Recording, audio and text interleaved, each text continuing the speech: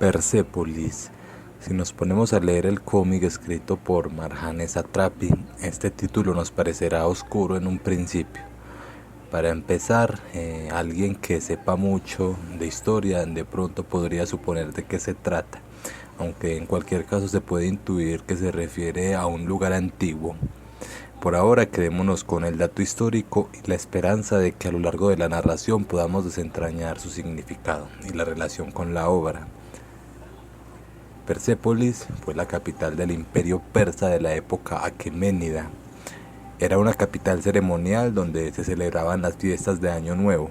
Valga rescatar de esto que se trataba del símbolo por excelencia del vasto imperio persa, el centro cultural de Persia. Pero Persépolis, o al menos este cómic titulado como Persépolis, no es una historia sobre ciudades antiguas. Sí es una historia de guerras, de tragedia, de miseria, de opresión, de despojo, de injusticia y de muerte, pero no es nada lejos de nuestro contexto actual. Persépolis sí es una narración histórica, un llamado a la memoria y a no olvidar. No olvidar que justo ahora no estamos mejor que hace 2500 años en la hegemonía del imperio persa, que aún la gente muere injustamente, que aún hay maldad y sufrimiento en el hombre y que pareciera ser una constante en nuestro comportamiento. Desde el comienzo, a partir del prólogo, se nos sugiere un poco de la historia de Persia, precisamente a partir de las invasiones árabes, donde se nos deja claro que Persia dejaría de existir como nación independiente durante más de 8 siglos. Es decir, que siempre y en lo sucesivo de toda esta historia, diferentes pueblos invadirían este lugar y no lo dejarían ser libre ni gobernarse a sí mismo durante 800 años. La verdad, me parece difícil dimensionar lo que esto significa. Aunque en un paréntesis hay que resaltar que Persia no dejaba de ser un importante centro cultural y nutrió de su cultura a todo el continente asiático. En el mismo prólogo se nos muestran unas ilustraciones de diferentes jinetes que representan las diferentes tribus que se han aprovechado de las riquezas persas hasta nuestros días. Pero al final aparece Satrapi, que es la autora de este cómic, con un arma de juguete, así pequeñita, sobre un gran corcel, imponiéndose como conquistadora, al igual que todos los demás opresores de su país. Para el lector atento, esos detalles gráficos que se repetirán a lo largo de toda la obra y que muchas veces nos contarán más cosas incluso que las mismas palabras, esto ya da una pista del por qué la obra se titula Persépolis. Pero antes de entrar de lleno con la historia, preguntémonos quién es Marjane Satrapi. Bueno, lo cierto es que esto es un relato autobiográfico, así que la propia historia nos dará la respuesta. Por ahora quedémonos con que es una mujer iraní, nacida en 1969. Así que vamos de lleno con esta historia. La historia se cuenta en 4 partes, que vendrían a relatarnos 4 etapas determinantes de la vida de Marjane, o Margie, como se le menciona en el cómic al personaje. Así es como a medida que avanzamos en la historia sentiremos una gran empatía por la protagonista, pues la veremos crecer y cometer errores y aprender, y aprenderemos también nosotros como lectores, porque esto también es una historia contada en retrospectiva, desde la perspectiva de una Margie más madura y que ha entendido muchas cosas a lo largo de su vida. Puede que esta sea una forma de compartir eso con el mundo. La historia comienza desde su niñez temprana y reconocemos esta primera parte como un mundo lleno de fantasía e inocencia, desde la perspectiva de un niño, pero en un contexto hostil y opresor, lleno de muerte e injusticia. Marjane, la protagonista, nos introduce cada historia a partir de un tema particular, que será el argumento narrativo para contar la historia detrás de ello.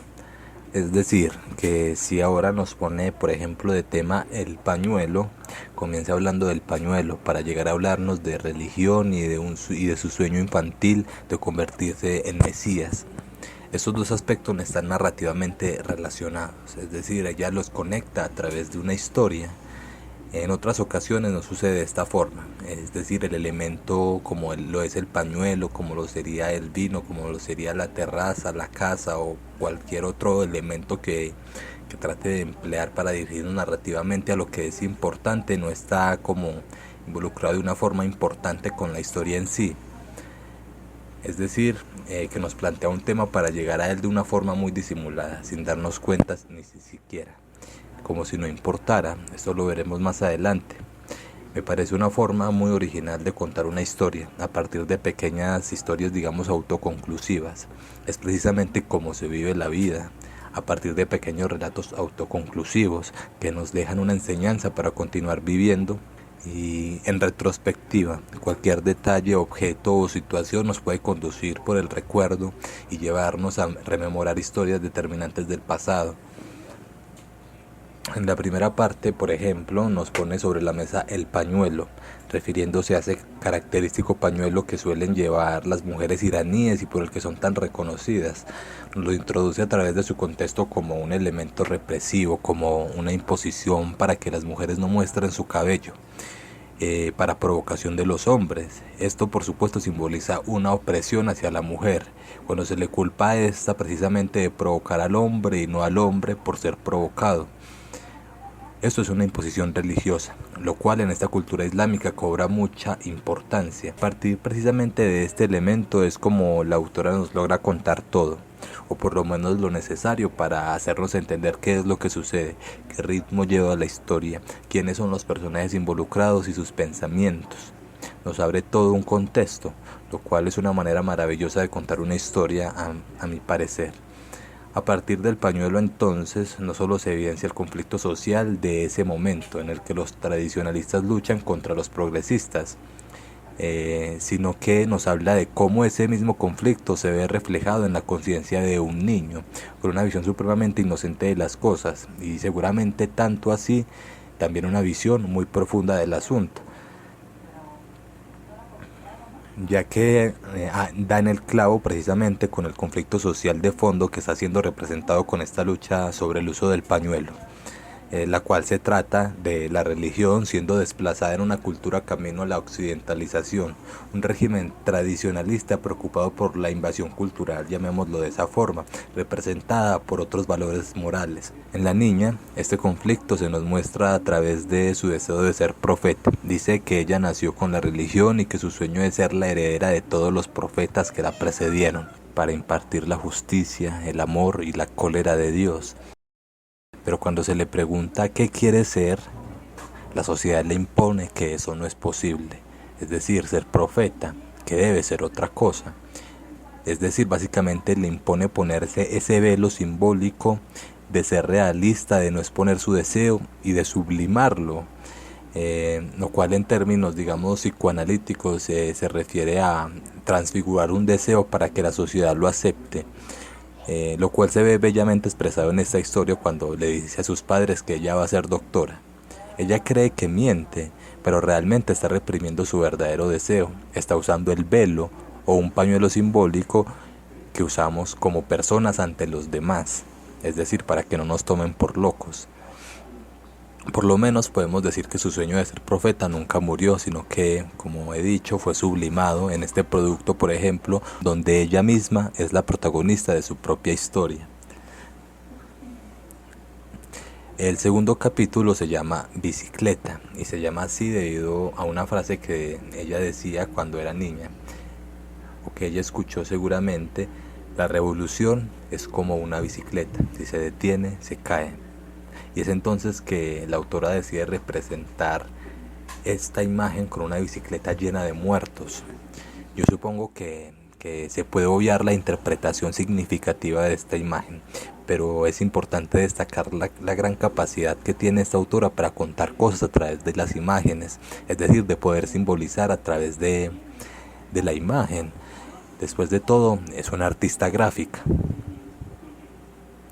Incluso a pesar de haber abandonado su sueño de ser profeta, porque, bueno, sencillamente no es una psicótica y tiene que aceptar que no es ningún mesías y que tiene que aceptar también su lugar en el mundo como todos, aún tiene una representación de Dios que le habla, con la que suele conversar y que en este punto aparece nuevamente la aplastante realidad que le hace replantearse otra vez sus conceptos.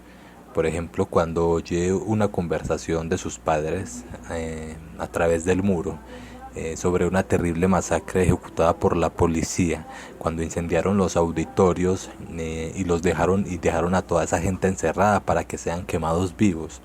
Incluso ahuyentaban a las demás personas para que no las ayudaran a escapar. Así es como decide rebelarse, es decir, manifestarse y expresar su deseo de participar en las manifestaciones.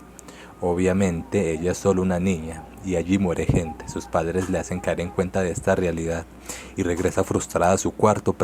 Y es que ahora no solo no puede ser profeta, no es ni la justicia, ni el amor, ni la cólera de Dios. Solo es una niña que ni siquiera puede manifestarse en contra de la injusticia. Es aquí cuando ella comienza a encontrar una incertidumbre en esa idea de Dios y emerge la pregunta, la incertidumbre.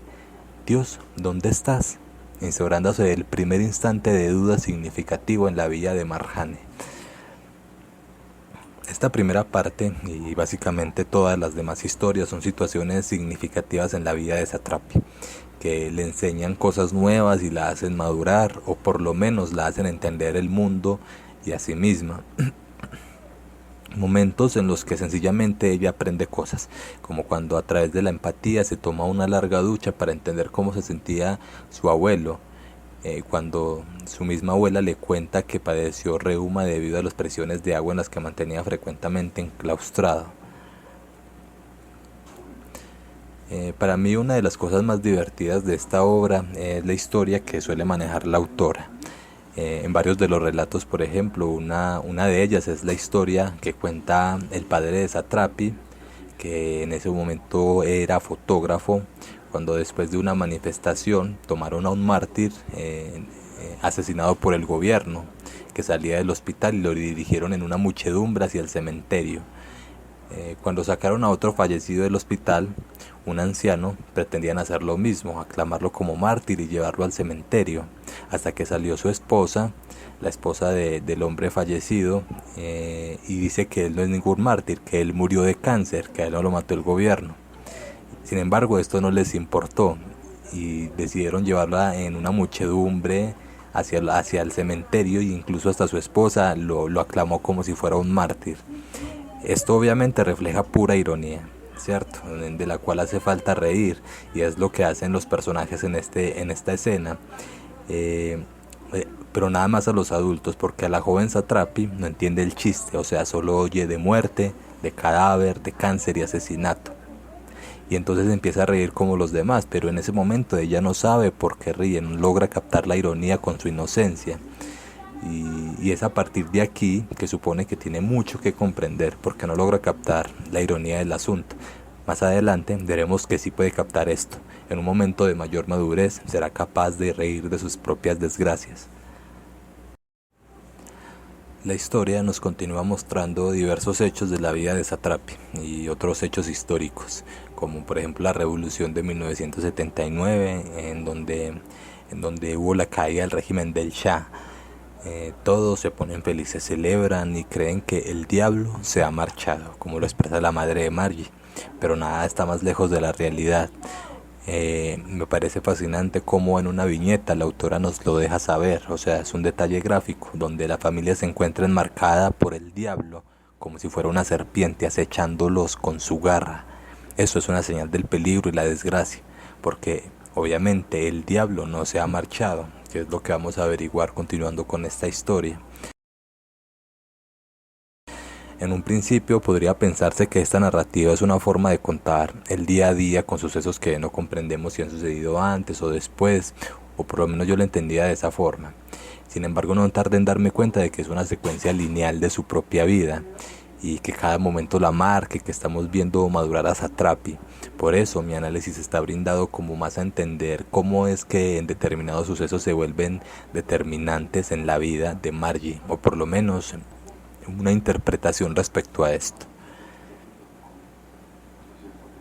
Y hay uno en particular el cual considero que fue un momento determinante en la pérdida de la inocencia de Margie.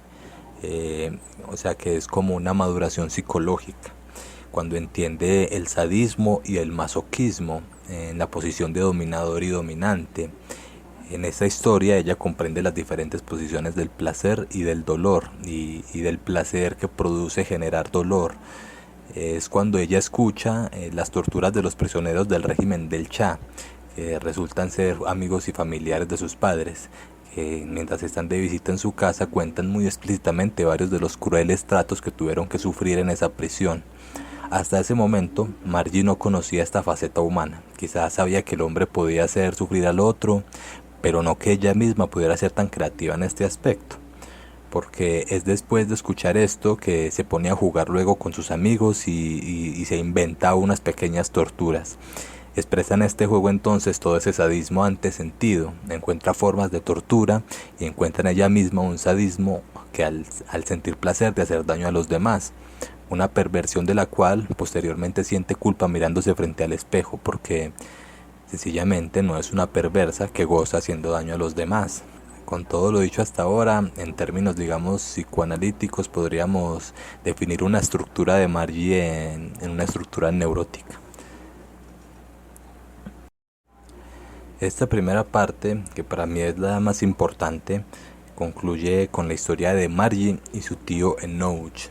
Es una historia, la verdad, bastante conmovedora.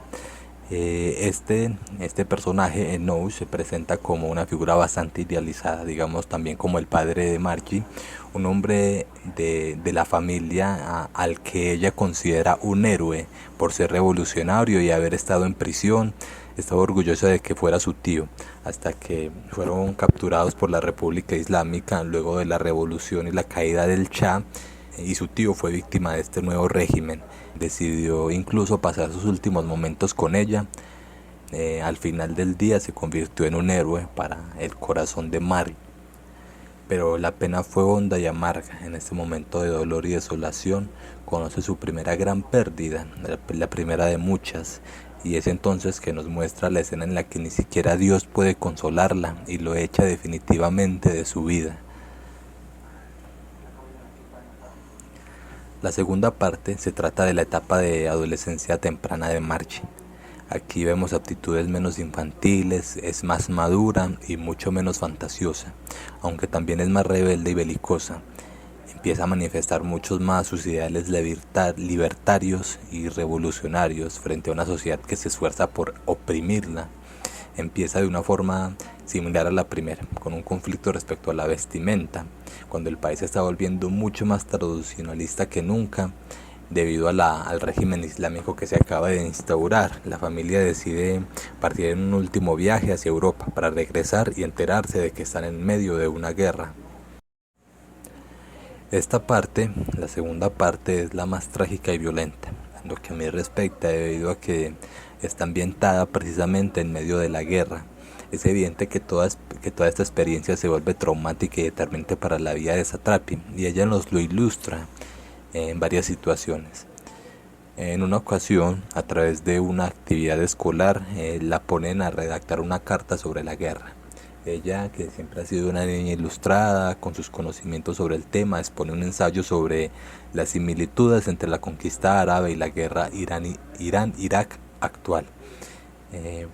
Y aunque estaba orgullosa de sí misma, de todo lo que había dicho en ese ensayo, esto fue completamente opacado con la conmovedora carta de su amiga, que se la dedicaba a su padre muerto en la guerra, haciendo de esta manera una gran catarsis a través de la palabra. Realmente sabe más de la guerra quien ha tenido que sufrir más a causa de esta. Es como si la guerra fuera más cognoscible, entendible a través de el dolor y el sufrimiento que provoca. Y creo que es algo que la autora trata de mostrarnos un poco en esta obra. En otro de los capítulos, que se llama Joyas, nos habla de una familia que tuvo que huir de su hogar porque había sido bombardeado en medio de la guerra. La familia de Satrapi pudo acogerlos, pero lo único que pudieron salvar de sus pertenencias fueron unas joyas que tenían algún valor. Claramente este no es el punto de la historia, ni es el mensaje. Solamente, y de hecho podría pasar perfectamente desapercibido, ¿cierto? Porque solo lo mencionan en una viñeta. Pero lo que quiere contarnos es el despojo que deja la guerra, cómo alguien puede perderlo todo porque un misil cae sobre su techo y después tener que vivir en el extranjero recibiendo las críticas y el desprecio de los suyos propios, casos que suceden muy frecuentemente en la actualidad, incluso en nuestro contexto. Un gobierno bélico es una fábrica de muertos. Se tiende a la romantización de la guerra y se ve el morir en batalla como un acto heroico. Lo más deplorable a lo que se puede alcanzar en un gobierno opresor y fascista y profundamente tradicionalista es enviar a los niños a la guerra y decirles que serán los nuevos mártires de la sociedad, prometiendo además el paraíso si dan su vida inútilmente por su patria podrida. Esto sucede, y nos lo relata Satrapi en esta historia, cuando su sirvienta está devastada porque en la escuela le entregaron a su hijo una llave que representaba la entrada al paraíso si moría con esta llave en su cuello.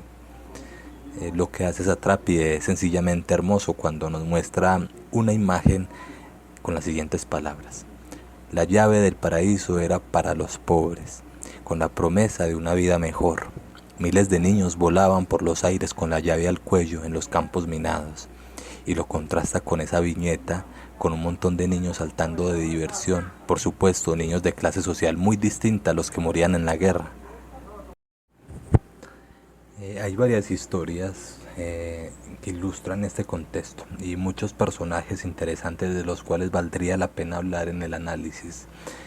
Por ejemplo, el tío Taher, que sufría del corazón y que lo terminaron matando las bombas que explotaban al lado de su casa.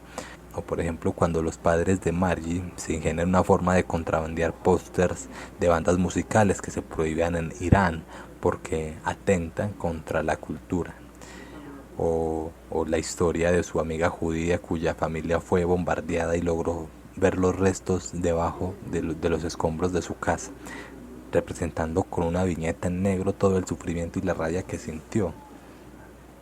Definitivamente hay varias cosas interesantes en las cuales podríamos detenernos, pero para no hacer demasiado extenso este análisis, saltemos de una vez a la conclusión de esta segunda parte, que es como lo más interesante, y es cuando Margie se vuelve más irreverente frente a las autoridades, cuestionando las acciones del régimen, frente a todos y expresando su pensamiento sin miedo a lo que pudiese llegar a pasar. Es en este entonces cuando sus padres le cuentan la historia de Nifoular, una joven comunista que fue ejecutada luego de ser casada con un guardián de la revolución.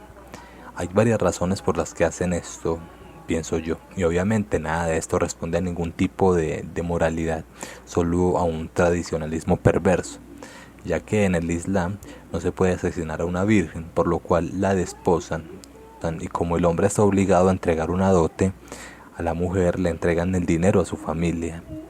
Esto lo expresa también la madre de Margie en la escena cuando se lamenta por este acto tan deplorable. Por todas estas razones es que los padres deciden enviarla a Europa para que pueda desarrollar su pensamiento libremente, para enviarla lejos de la guerra y de un gobierno opresor que muy probablemente terminaría matándola. Esta despedida es traumática, llena de incertidumbre y angustia. Satrapi comienza a enfrentar un duelo por perder a su familia y a su cultura, y aún todavía tiene que adaptarse a un nuevo ambiente en el exterior. De esto trata básicamente la tercera parte, de la vida de Satrapi como un inmigrante iraní en Europa, en Austria, viviendo la vida de un extranjero a sus 14 años, lo cual, como nos muestra, no le resulta nada fácil. Experimentó su adolescencia en el exterior y al tratarse de un proceso de cambios físicos y psíquicos supremamente importantes en la vida de cualquier ser humano, esta etapa se convirtió en una etapa bastante traumática e importante para Satrapi, pues no solo tenía que resistir todo lo que implica ser un extranjero tercermundista en Europa, sino que su país y su familia estaba pasando por un momento muy difícil en medio de una guerra. Comenzó a buscar entonces referentes sociales para articularse a una identidad propia. Su pasado irreverente y revolucionario la orientaron hacia las contraculturas que en aquel entonces estaban en pleno apogeo, alimentado por intelectuales y artistas, el movimiento del punk, que rechazaba todo tipo de autoridad y amaba la anarquía. Es así como se vuelve punkera y se relaciona con personas que se identifican de la misma forma. En cada momento que intenta adaptarse y hacer lo que los demás hacían, sentía que traicionaba sus orígenes y su identidad. Llegué incluso a una etapa de negación en la que no quería saber nada de su pasado, tratando de pensar que no es una mujer iraní, para poder encajar, para no ser rechazada. Desestimaba cualquier información o noticia de su país y se negaba a las llamadas de sus padres, las cuales la hacían sentir supremamente culpable. Pero no podía huir de su pasado, ni de sus orígenes. Al final todo eso estaba en el inconsciente y obviamente la acosaban en sueños. Uno de los momentos que cabe destacar es, por ejemplo, cuando niega su nacionalidad iraní frente a un muchacho, diciendo que es francesa. Recuerda en la noche después de este suceso, muy decepcionada, el único consejo que le había dado su abuela: mantén siempre tu dignidad y tu integridad, lo cual no es nada fácil. De eso nos damos cuenta nosotros como lectores. En lo personal, esos sucesos me hacen pensar que nunca se lucha lo suficiente por estas simples virtudes. Se supone que la dignidad es una virtud inherente a todo ser humano por el solo hecho de haber nacido. Eso es lo que dicen los derechos humanos, pero en este mundo es difícil proteger estos valores. En parte, esta historia nos muestra esto, pero también nos muestra lo que vale poder emprender esta guerra personal. Finalmente, al haber despreciado sus orígenes, no solo le cuesta su integridad y su dignidad, sino el desprecio de todos los demás cuando descubren este hecho y la critican y se burlan de ella a sus espaldas. En ese momento ella estalla y decide aceptar quién es. Le grita a todos que es una iraní y que está orgullosa de ello. Entonces comienza otra etapa en la vida de Satrapi.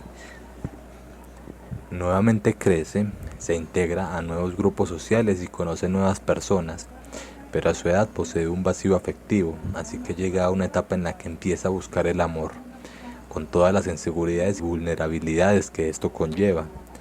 Luego de varios fracasos amorosos, por fin conoce a alguien que se convierte en su novio y con quien puede llenar ese vacío afectivo. Pero esta dependencia solo terminaría por destruirla, ya que después de malvivir su vida como cualquier adolescente en busca de identidad y camino hacia la adultez, se da cuenta que su novio la engaña. Cuando cae su único sostén afectivo, el cual era su novio, quien estaba básicamente planificando su vida entera, se desbarata por completo y comienza a deambular por las calles. En lo personal, obviamente debió sufrir mucho, pero creo que esto es una especie de fase de peregrinación para Satrapi, ya que fue a través de esto que mientras vagaba sin rumbo se encontraba buscándose a sí misma, buscando respuestas en su pasado y hallando verdades sobre quién era en realidad. Es así que después de caer enferma y haber sobrevivido durante este momento, decide volver a Irán, sin esperanza, renunciando a su libertad por no saber mantenerla y muy decepcionada de sí misma.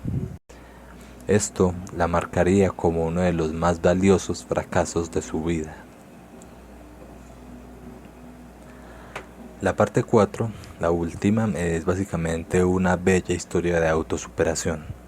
Satrapi se presenta en la portada de esta cuarta parte montando un corcel, como las anteriores portadas. En cuanto regresa a Irán, siente toda la opresión de su país, pero al llegar a casa se siente nuevamente como en un hogar, y esto la reconforta, pero ya no es una niña. Ahora ella es diferente y todo es diferente. Su país ha sido devastado por la guerra. Nos cuenta cuando camina por las calles que se siente como si estuviese caminando por un cementerio, porque cada calle que ella veía tenía el nombre de un mártir.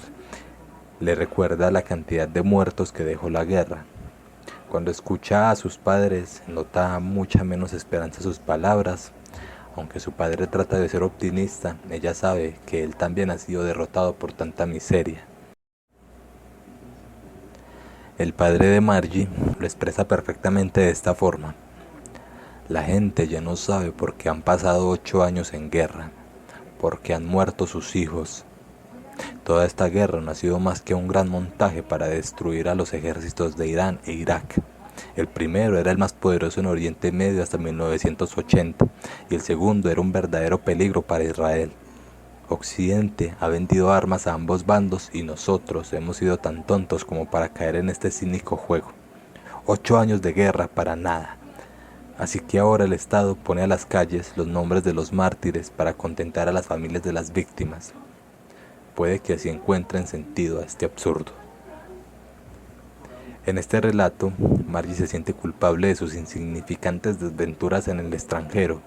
Supone que no tiene sentido expresarles o explicarles nada de eso, si por su parte ya habían sufrido tanto. Tal y como diría Van Gogh, sufrir sin quejarse es la única lección que tenemos que aprender en esta vida. Esto refleja también la madurez de Satrapi en este punto de la historia. Otra de las historias que refleja, digamos, la madurez de Satrapi es cuando logra captar la ironía de su contexto. Cuando entonces era una niña, por ejemplo, y no lograba encontrar gracia a esas desgracias de las cuales estaban riendo sus padres. Pero en determinado momento decide visitar a un viejo amigo que quedó mutilado en la guerra. Después de charlar un rato con él, este le cuenta un chiste muy popular entre los viejos combatientes. Ríe junto a él y al marcharse nos regala esta conclusión. Uno solo puede sentir autocompasión cuando las penas son soportables. Una vez superado ese límite, la única forma de soportar lo insoportable es reírse de ello, reflejando con esto que ahora está en un punto en el que ha sobrepasado el límite, que solo queda poder reírse de la ironía y de sus desventuras y de sí misma. Y finalmente cayó en la depresión. Sentía que no tenía un lugar al cual pertenecer. Al vivir tantos años en el exterior, se acostumbró a la libertad y su país le parecía muy tradicionalista. En sus palabras, ella comenta: me convertí en una occidental en Irán y una iraní en Occidente. No tenía identidad alguna, ni siquiera sabía por qué vivía. Todo esto desembocaría en un suicidio, del cual sobreviviría milagrosamente. Todos estos hechos reflejan la decadencia de Satrapi, su momento más bajo, el último fondo que tendría que tocar. Esto me parece muy valioso, ya que estamos hablando de una historia de superación, donde la protagonista realmente ha tenido que vivir todo esto y se nos está siendo contado por alguien que ha sobrevivido a muchas situaciones difíciles, con las que más de uno podría sentirse identificado. Al final, logra seguir su rumbo, siendo la que siempre ha sido, una mujer emancipada y rebelde, que se opone a la injusticia de su contexto y comprende que la mayor lucha que tenemos que luchar es la de vivir la propia vida libremente. Al menos este es un mensaje que me ha dejado esta obra. Continuando entonces con la historia, cuando ya es una estudiante sobresaliente en la universidad, cuando trabaja como artista y diseñadora, al estar casada y posteriormente divorciada, decide emprender nuevamente el viaje. Su conclusión empieza desde el momento en el que decide separarse de su marido, tomando la decisión de convertirse en una mujer separada, cual es una condición importante en el contexto cultural en el que habita. En cualquier caso, ella decide partir a Francia, y en el momento en el que se lo comenta a sus padres, la autora pone en boca de sus padres las palabras que concluyen este cómic, es decir, las reflexiones más fundamentales de esta historia. Su padre le dice: nos alegramos mucho de tu decisión, no estás hecha para vivir aquí. A nosotros los iraníes no solo nos aplasta el gobierno, sino también el peso de nuestras tradiciones. A lo largo de la historia, el padre se muestra como una figura bastante racional y lúcida, que mantiene la calma y le brinda un norte a Margie cuando lo necesita. Quizá la autora nos muestra una figura idealizada, ¿cierto?, en esta caricatura, pero esto es la representación simbólica de lo que ha significado su padre a lo largo de toda su vida. Son su madre y su abuela, las figuras maternales, quienes la han levantado en sus momentos de mayor incertidumbre y angustia. Y es precisamente su madre la que le regala estas palabras: la revolución nos ha hecho retroceder 50 años. Harán falta generaciones antes de que todo esto evolucione. Tú solo tienes una vida. Es tu deber vivirla lo mejor que puedas. Lo que nos hace retomar los primeros momentos, cuando la joven Margie quería ser profeta. Si la comparamos con la de ahora, nos damos cuenta de que lo único que se puede hacer para crear un mundo mejor no es a partir de impartir la justicia, el amor y la cólera de Dios. Lo único que podemos hacer como seres humanos e individuos es vivir la vida de la mejor manera posible. Antes, cuando había partido al extranjero, era diferente. En ese momento era urgente y fue traumático, sin tiempo para asimilarlo, sin la madurez necesaria, bajo mucha presión, como un escape de su mundo para no tener que escapar de lo que realmente era ella, para que no tenga que reprimirse a sí misma para tener que sobrevivir. Ahora es una adulta, ha vivido lo suficiente, ahora sabe a lo que se enfrenta y se dirige a ello con seguridad. Emplea los rituales y se prepara mentalmente para asumir la pérdida. Es ella quien está decidiendo irse. Es el símbolo definitivo de que está tomando las riendas de su vida. Ahora no tiene miedo de mirar atrás y se alegra de todo su pasado, pues gracias a ello es quien es en este momento.